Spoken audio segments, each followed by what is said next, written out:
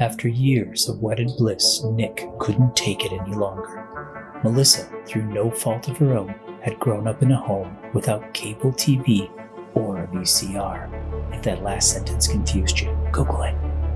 This had resulted in her having very little pop culture movie knowledge.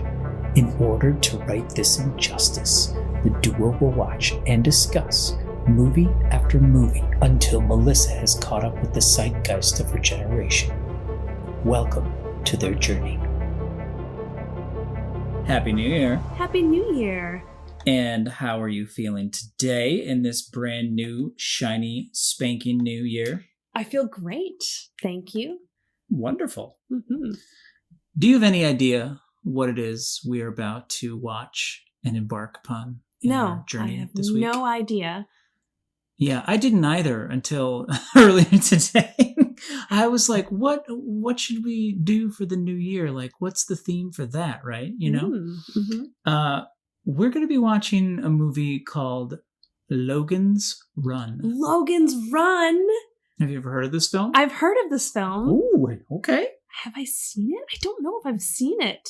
I'm pretty sure I asked you at one point and you said you hadn't, but past you and future you and present you, sometimes we can't trust them. I am everything, everywhere. All at once. That's true.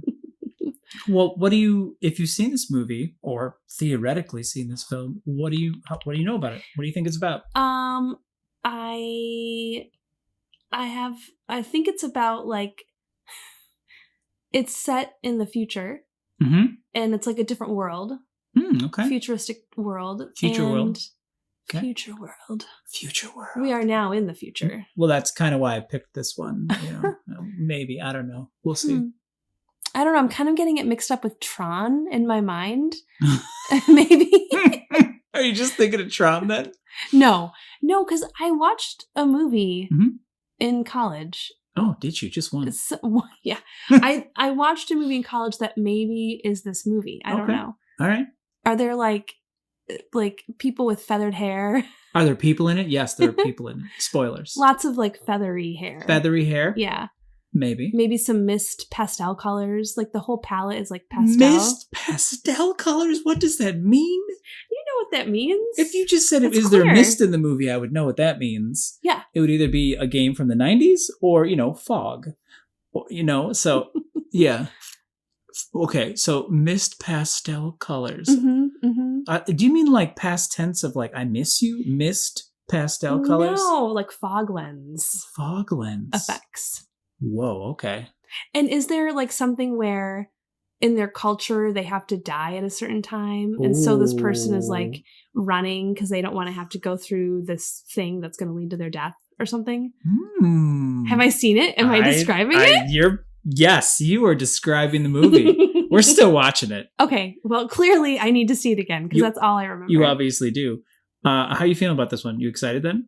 Yeah, I can't wait to point out the pastel colors to you. I can't wait to figure out what mist pastel. I know what a fog lens is, but I know mist pastel. Okay, all right, okay. Yeah. I can't wait for you to show them to me. Yeah, me too. So, do you have a catchphrase for this one then? Oh, run or die. Run or die. Much like our marriage. All right, let's go check it out. Okay, let's go.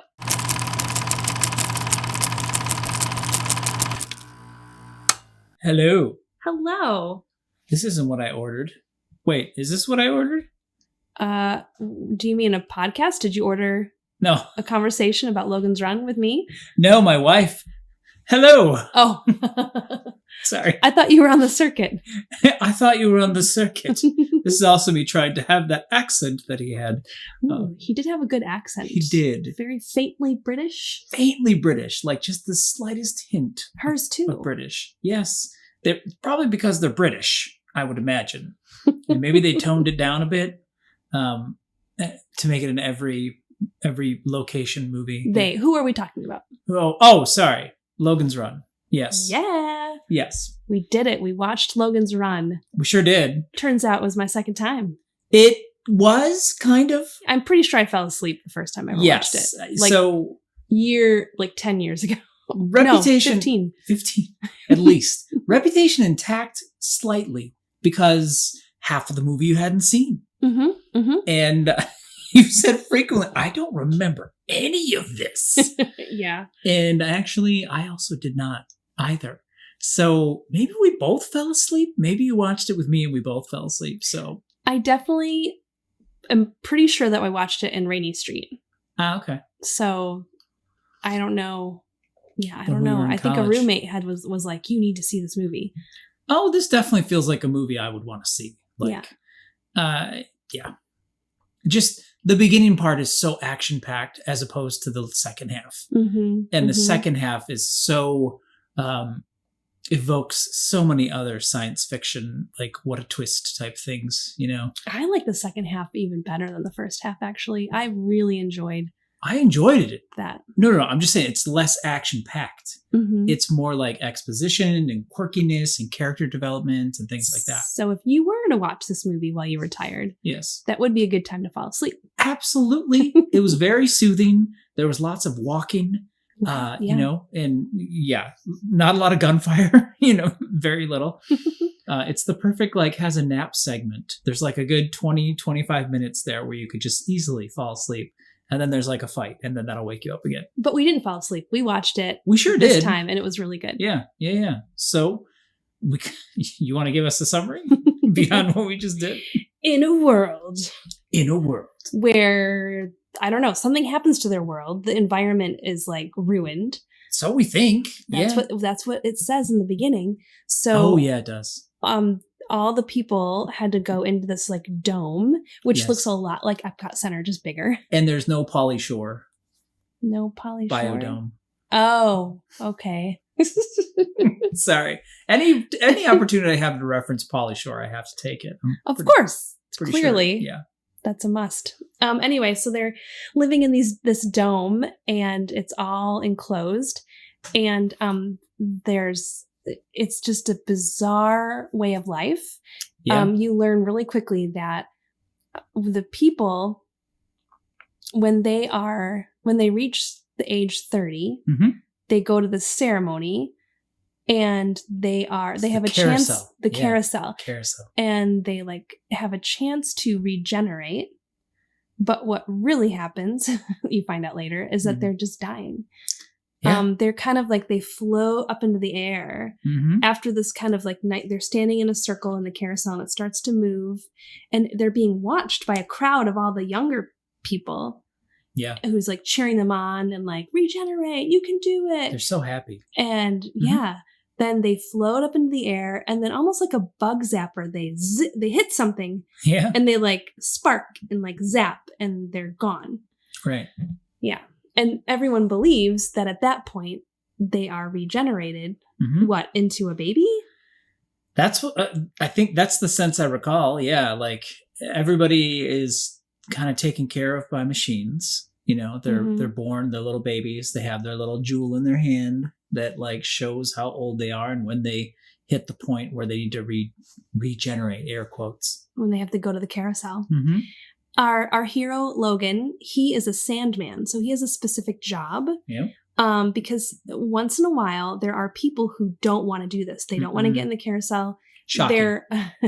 They're afraid, and they're called runners, and they try to run. And so Logan and his friend, his coworker, they're both sandmen. Mm-hmm. They wear black.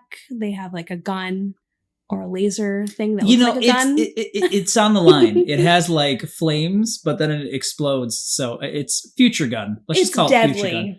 And Francis is his friend, but yeah. Mm-hmm. Francis, thank you. Mhm. So Logan and Francis, that's their job. They have to chase after runners, and they shoot them down, basically. They sure do. Yeah. So, and then after that, they have this headquarters the Sandmen go into, and then they go individually to this robot. It's not a sleep quarters. Sorry, couldn't resist. So they go to the robot, and the robot doesn't sound like a robot. It's robot a computer has program, I think, right? Like, because it's just a screen, there's text, and like the voice talks like this. Or it's really soothing. I really liked how the robot sounded. Yeah. Was it Farrah Fawcett's voice? Because she's in the movie. I don't know if she was the action. She's in the movie, yeah. She comes in later. Her character's name was Holly. But I don't know if she does the actual voiceover. I'm not certain. Something about the voice and the soothing and the sounds that are happening. There's like these like the sound of a slide projector going. Yeah. That was like, I don't know. I liked that. I wondered if that was intentional or if they were just like, no, that's just what this would sound like because this is advanced technology. I wonder. Anyway, yeah, I don't know. Well, Logan, he goes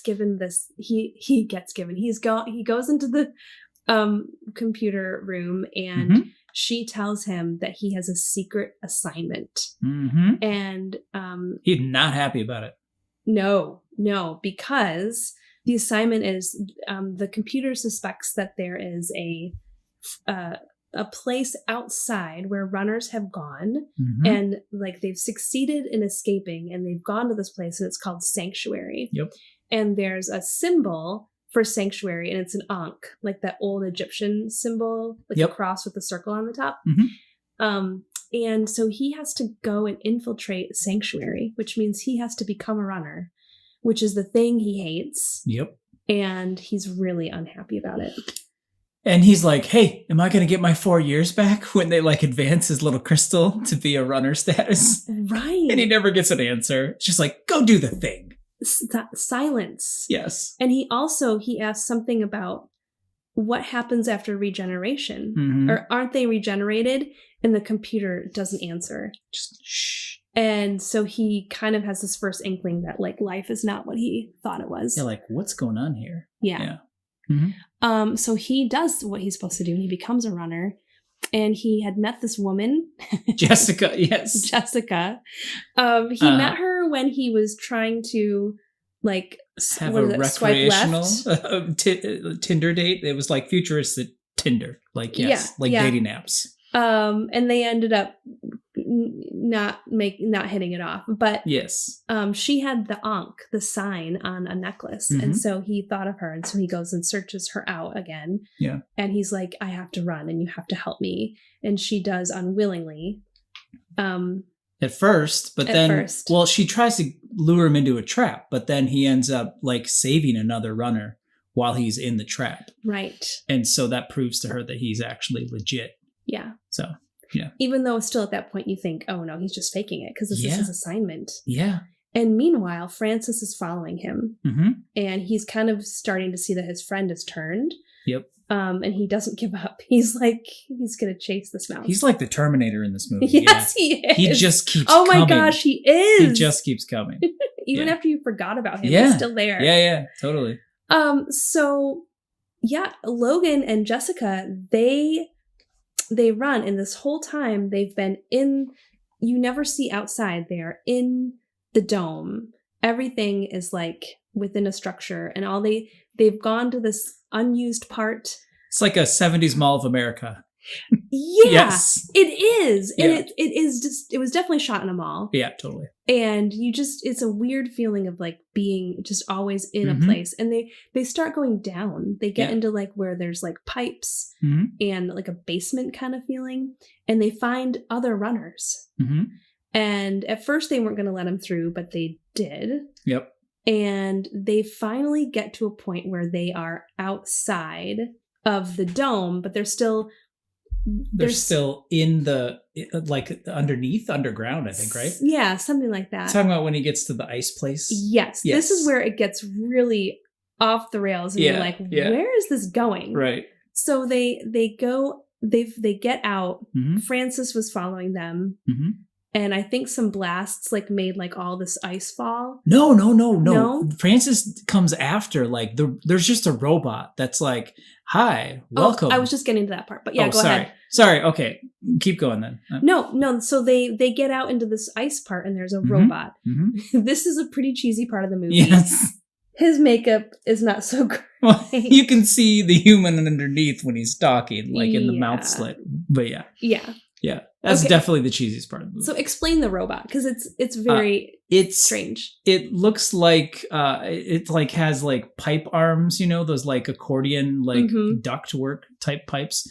And then he just has a metallic head. And the rest of him kind of looks like, what shape is that? I don't know, a giant vacuum cleaner? It's just like a big rectangle kind of. Like a box grater? There you go. Yes! With just cheese, flat. Cheese grater, yeah. Mm-hmm. Yeah, he looks like that. And he kind of like moves like smoothly, like on wheels. Right. And a track. He does. And he's in this like icy terrain. And you're like, how is my Roomba supposed to be able to traverse all of this terrain? And yet it does. And he does wide circles. Yeah. Yeah. He's just totally fine. There's also frozen penguins and a walrus and these birds hanging from the ceiling that he's proud of. Yes. And he kind of says that he's not just a robot, but he's like a robot human hybrid. Oh yeah. Okay. And he comments that like all of the fish and algae and plankton have stopped coming. Yes. All the animals stopped. Yeah. Yeah. All the animals stopped. And so he must get food. Mm-hmm. And then there's a big old ice hallway of humans. Frozen humans. Mm-hmm. And those were probably all the people that came out and tried to escape. See, that's the part I was unclear about. Where did they come from? I have to think it can't be all the runners because there's not that many runners. Like if they're really like having food for like a whole city, you know what I mean? I would think it has to be the people who go on carousel. Like they get the explosion you see is maybe them getting transported somewhere else or something. I don't know. Interesting. But otherwise, how could there be enough volume? Like there's not. It's like they're literally the entire culture is just living for pleasure and just enjoying themselves. Like there can't be that high number of people who are going to be trying to run constantly. Like it would seem to me, but yeah, you have a good point. So gross. Yeah. Totally gross. Yeah. So, well, I mean, that's how they, they talk about earlier in the film, like how you have to be reconstituted in order to regenerate and all this other stuff. So it takes on a new meaning when you think about it. It sure does, doesn't it? I know. Well, they escape this guy, like the robot guy. Yeah. I think he shoots him or something and then they run away. Yeah. Yeah. And then they run out of the ice cave and suddenly, boom, they're outside. Mm-hmm. They're in fresh air and there's like the sun coming up and they're like... They didn't know what the sun was. What is that? Yes. What? It's so warm. It's so warm. It's wonderful. This is where I really start enjoying them as characters because they're suddenly like these innocent children and they don't know what they're seeing, but they're delighting in everything. Except they start walking because they're like, we're still going to find sanctuary, aren't we? We're going to try. Yes. So they start walking and at one point they're on this like road that's been decimated. It's just rocks. Yeah. I thought it was a dry riverbed. I thought it was a riverbed too, but they talk about it later. Yeah. They sit down on a rock and this lizard like crawls up Jessica's leg and she jumps up and she's like, "No, I hate outside. I hate it. It's so horrible." I thought like that's how people must feel who hate camping. Oh, I was just thinking it's the instinctual, like when you see a mouse, you go, ah! Oh, like, well, that's true. I just thought it was that. But that's natural. Yeah. Well, of course. I mean, think about it, though. You've never seen, nature and been outside, seen the sun, and all of a sudden this tiny creature you've never seen before crawls up your leg. I'd probably freak out too, Yeah, like imagine never seeing leaves or trees or feeling actually a fresh breeze. Yeah. That's just crazy. You just have misty pastel all around you. There were a lot of misty pastels in the beginning. And I want to say, I almost on our preamble, I almost mentioned that I had an impression of neon. And I really wish I had because there was neon lights all over the movie. Yes. In the dome. Yeah, there were. There was one that was for the arcade and all this other stuff. Yeah. Yeah. So anyway, so they're like still trying to find... First off, I'm proud of you that you remembered something about a movie that was over a decade. Like, I'm so proud of you right now. You have no idea. Thank you. Yeah. Thank you. I really appreciate that. I'm chuffed. So there's, they are walking. And then this is a really cool moment. They find something that doesn't look like a forest. And it's the Washington Monument. Yeah. It's covered in vines and Yeah. it's like decrepit. And it's like a moment. It felt like a Planet of the Apes moment. Totally. Oh, that was so cool. Yeah, I love moments like that in films. It's so fun. Yeah. Even like the pool in front of the monument is like overgrown. Everywhere they are is overgrown. Yeah. And they wade through the pool and then they see this other building and they walk up and they see Abraham Lincoln. And he's the statue of Abraham Lincoln, of course, covered in vines. And they're just kind of marveling at his face. And then they're like, I've never seen a face like that. And then Logan says, I think it's because he's old. It's just so cool how they're like experiencing the world. Mm-hmm. Okay, but then they find something. You can explain this part. What they find? Mm-hmm. Are you talking? They go to Congress. Mm-hmm. And when they get there, they find a cat, and they're like, "What is this?" And they're just tripping out because they've never seen a cat before. This also makes me wonder: were there no archives or films or anything in this society they lived in? Like, no, it's hard to imagine a futuristic society that doesn't have media, especially given the society we currently live in right now.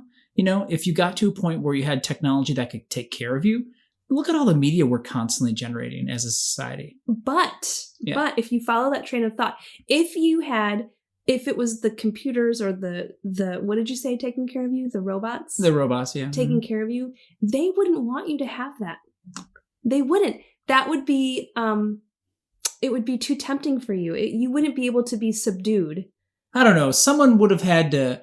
You're kind of going the angle here that the robots were malicious or like evil, right? I don't think they were just programmed that way. Someone at some point programmed them to just keep up the system. Right. And their input was, you need to feed these humans. And they're like, whoa, we ran out of all the food. How would we do that?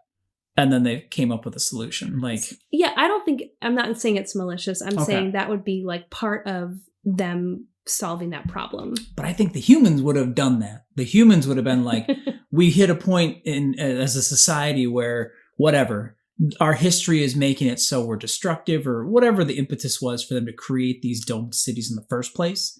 And they were like, we're just nuking all that stuff. It led to bad things. And now this is what life is going to be like. You just live for the now and you don't think about the past or the future, really.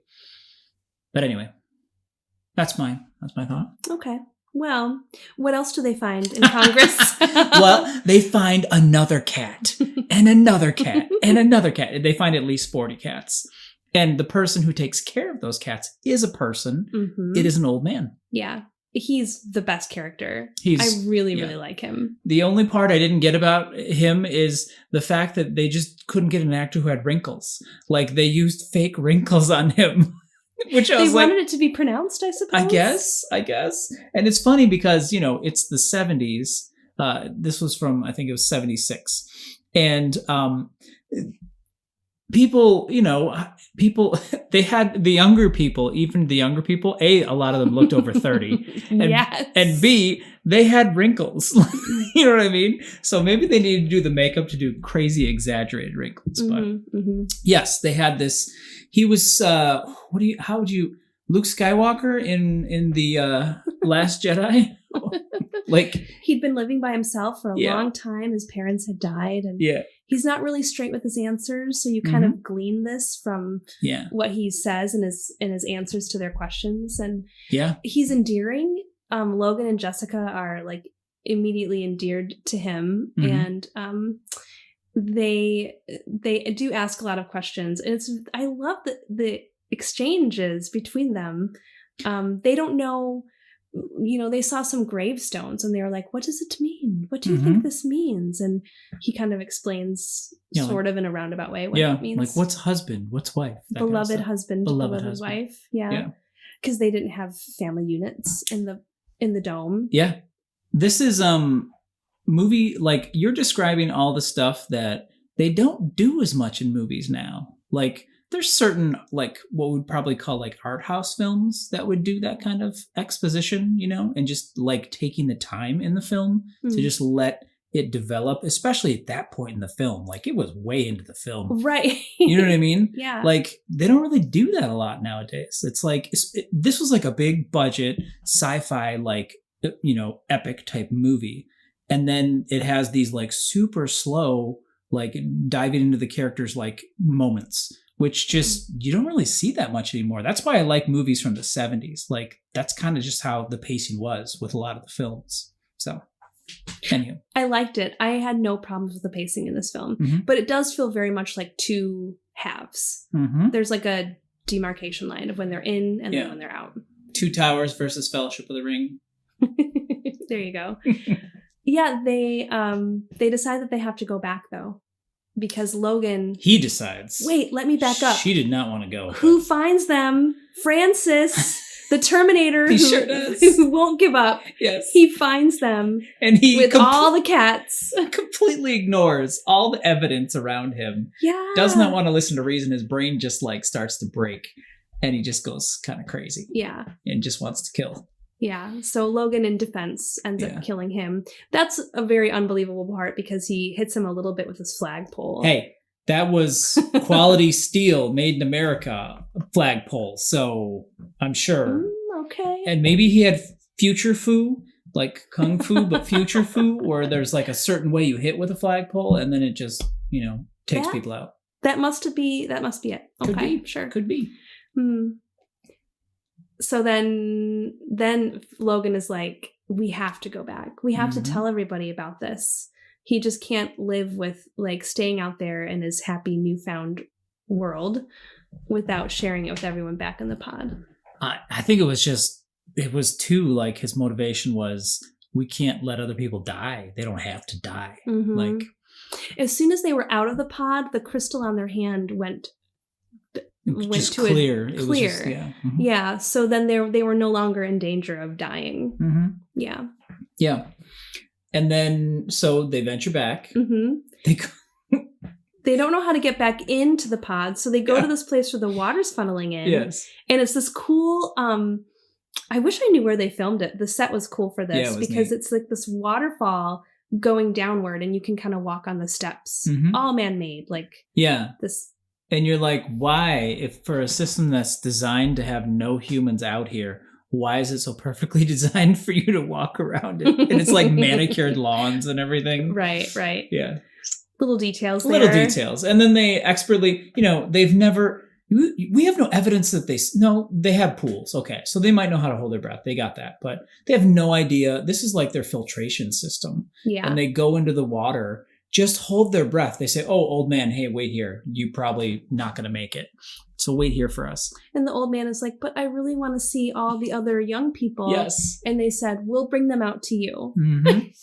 And then they go through this just YOLO. They just jump in the water, break down screens underwater, and then pick through them and then come and go inside. And then they're inside the structure again. Young lungs. They were breathing quite heavy afterwards, though. They really took a lot out of them, you could tell. That's true. And then he just goes into like, they're having a carousel ceremony. Right. So he just goes crazy. He's got this crazy look and just starts shouting and screaming at people. It's the loudest he's been in the movie. Yeah. And his eyes get the biggest. And he's really going for it. I'm really just wondering too, like in that one, I was like, really? That was your plan?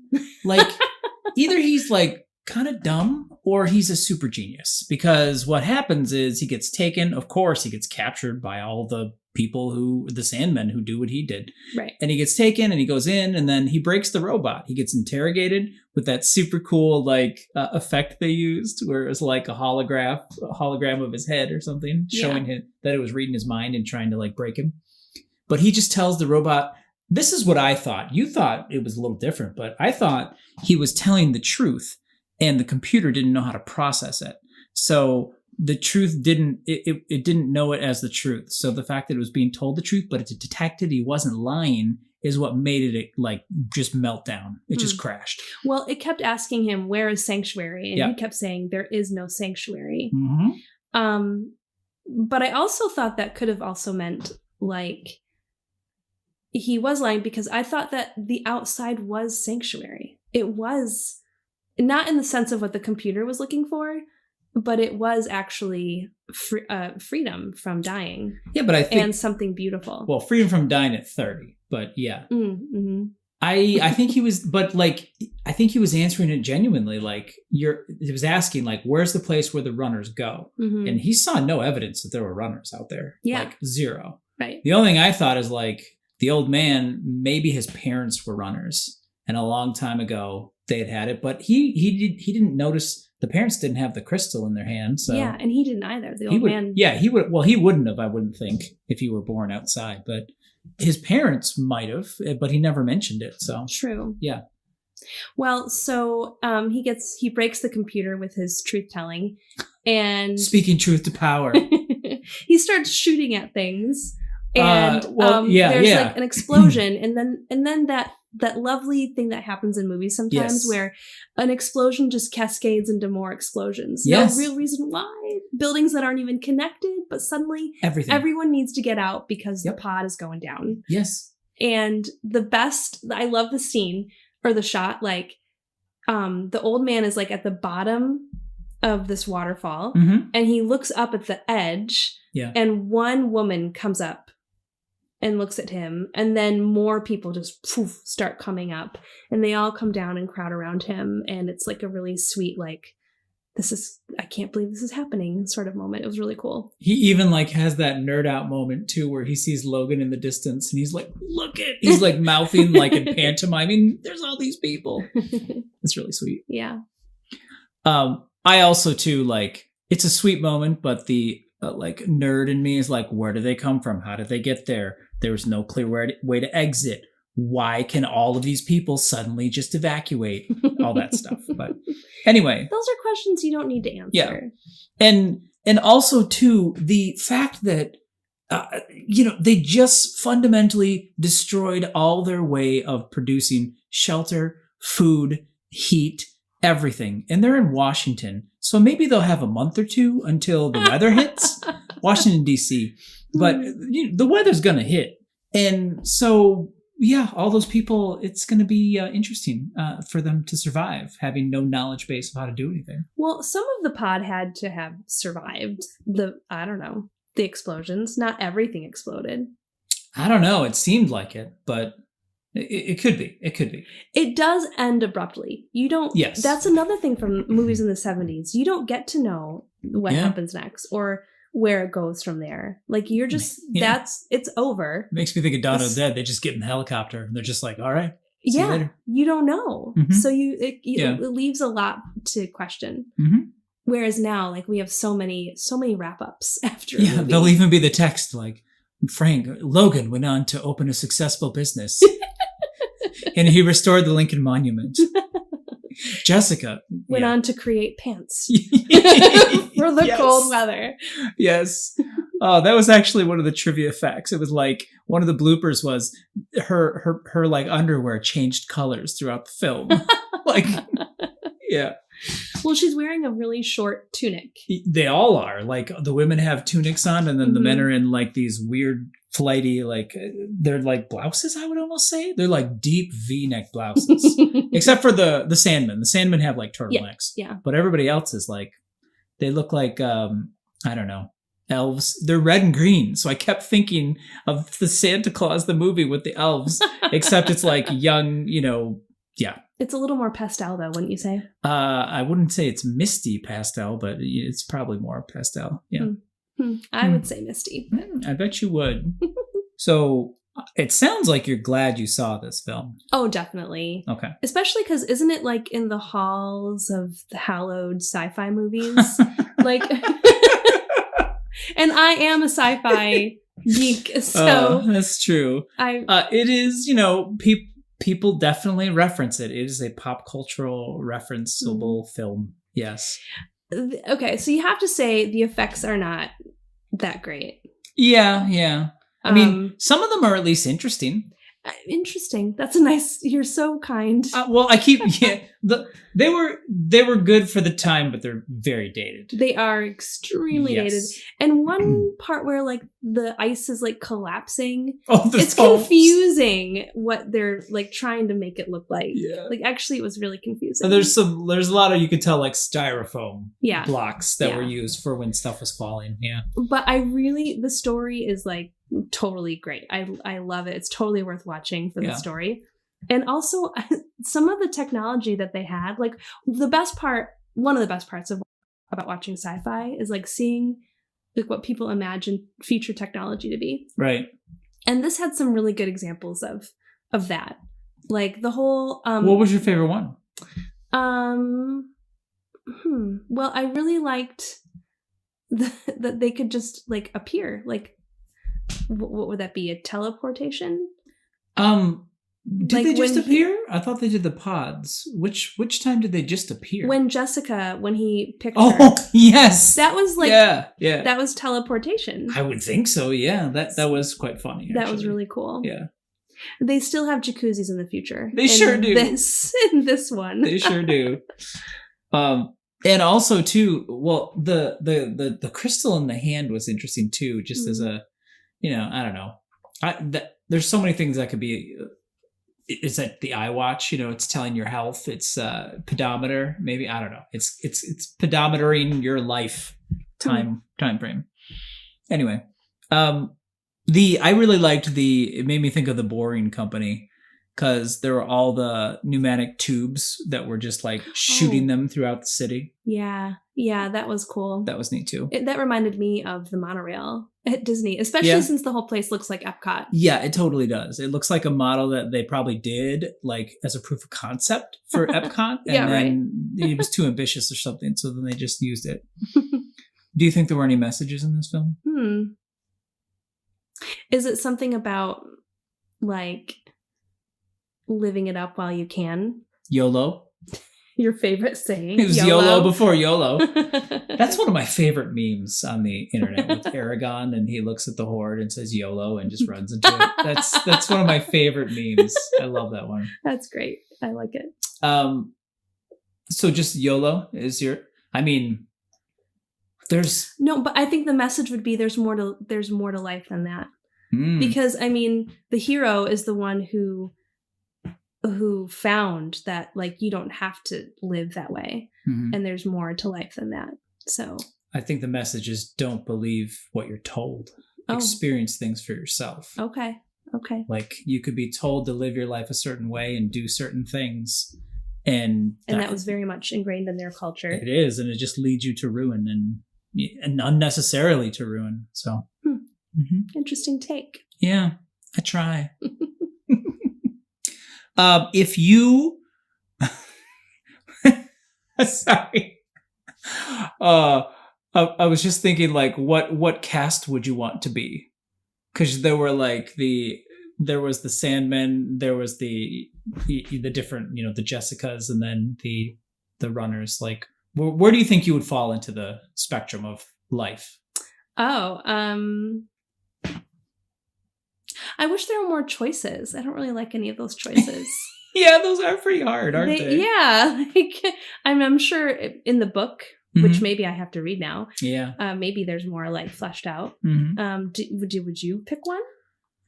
I guess they're all assigned, it seems like. So yeah, you probably wouldn't pick. Yeah, I would probably want to be a Sandman. If I had to pick anything, they seemed like they had a good job. It seemed like it. Yeah, they just. And everybody was a little, they're hedonistic and slightly psychotic, I think, just given the environment and how they're encouraged to live their lives. So if you could take any piece of the technology you saw there and bring it into today, which would you do? Yeah, probably the monorail. Yeah? Yeah. Just zip around town, have that be a more common thing. Oh, totally. I love traveling by train. It is nice. And it was like you could just sit next to your love and cozy up. Like it was a really cozy monorail. That's true. Two could ride at a time. Reminded me of the Polar Express. The elves have one of those pneumatic tubes too. You're right. Yeah.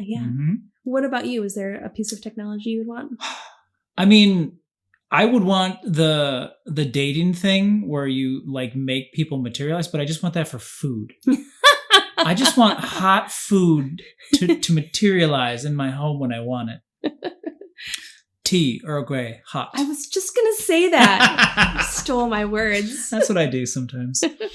Yeah, that's what I would want. That would be so amazing. It would be. For anything, really. Like, yeah, that would be wonderful. But I have serious questions about where the materials for that food come from. If you're enjoying it, I mean, that's kind of their whole bag, isn't it? You know? Well, aren't they going to start printing food in space? And that's really close to what you're describing. Pretty close. That's true. Yeah. Yeah, totally. Any other thoughts or reflections before we... I really liked it. Really? I did. And I do think I want to read the book.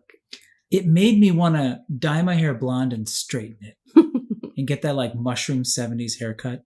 I didn't like the character of Logan until he was outside. That's when I was like, oh, yeah, he's pretty cool. Well, I mean, that just shows, you know, sometimes you're given a part and you're kind of like, what am I going to do with this part? And then you actually can have fun with it and develop the character. So I think that's a testament to the performance too. Yeah, it was. I enjoyed it. So thanks. I'm glad we watched this one. I was a little worried after you told me you'd seen it, and I was like, I don't care. We're gonna watch it again because it's a new year. We were in the future. I wanted to do a future movie, so mission accomplished. I'm always up for a future movie. Well, hey, here's hoping that 2023 doesn't end with us living in domes and, you know, eating things that are not food. Oh, real food. Yeah. That's the worst. Okay, we'll end on that. All right. Bye. Bye. And you're ready. It's my job to freeze you. Protein, plankton, grass from the sea.